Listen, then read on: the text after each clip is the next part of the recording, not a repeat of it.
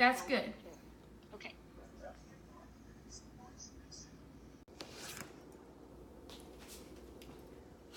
We all understand that the 4th of July is about freedom and the cost our soldiers took to help us gain independence from Great Britain in the later part of the 18th century. But when we think about it truly in the time frame it happened and up until the Civil War, we realize there were still people living enslaved all over the country. It must have been like a punch in the gut to have this holiday because they were in essence not free and enslaved, but living in a supposedly free country. Frederick Douglass said in his speech on July 5th, 1852, "Would you have me argue that a man is entitled to liberty, that he is rightful owner of his own body? You have declared it. Must I argue the wrongfulness of slavery? This helps show the irony of independence of the freedom most have, but the slaves did not at the time." To understand it better, we must discuss Mr. Douglass's speech as we dissect his background and his escape to freedom first. According to the editors of the Encyclopedia Britannica, Frederick Douglass was born around February 1818 in Tuckahoe, Maryland.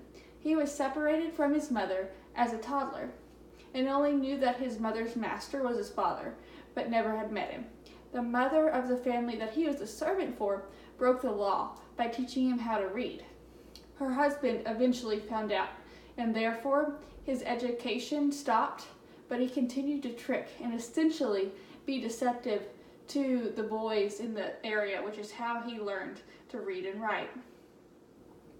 Additionally, the editors for this Encyclopedia Britannica mentions his early childhood and how he went back to the plantation after his master died and had failed attempts at escaping. He went on to work at a shipyard and eventually escaped to New York City, where he worked and then changed his last name to Douglass and hoped that the slave hunters could not find him because of that change.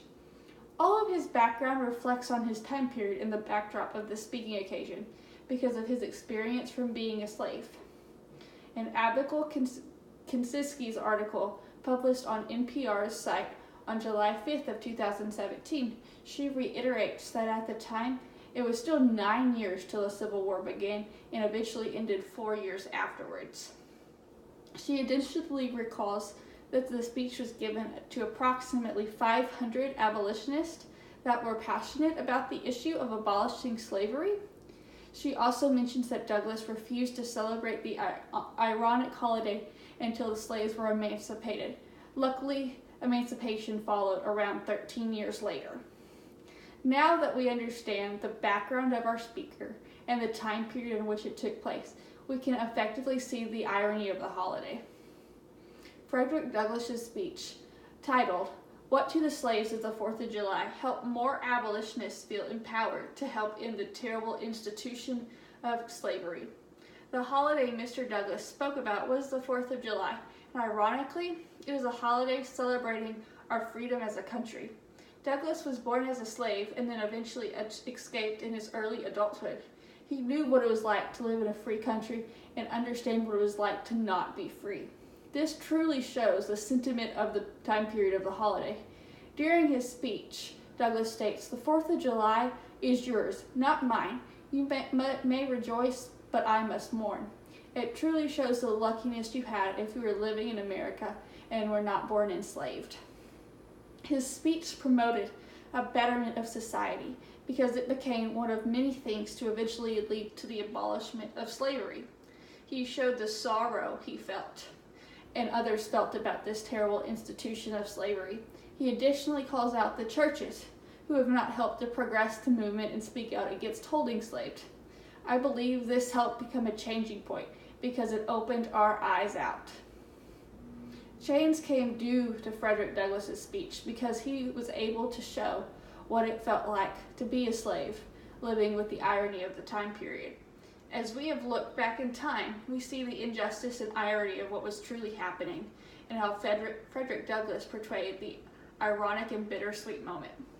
We can appreciate the change in ways of thinking he brought through because of his speech and speaking out against injustices. His journey from childhood to young adulthood in slavery led him to be able to show the truth and speak from an insider's perspective on the issue. He additionally says this powerful quote from his speech: "What to American slave is your 4th of July? I answer, a day that reveals to him, more than any other days of the year, the gross injustice and cruelty to which he is a constant victim." This only reiterates the terrible injustice and irony of the situation taking part around this mid-19th century speech. Thank you.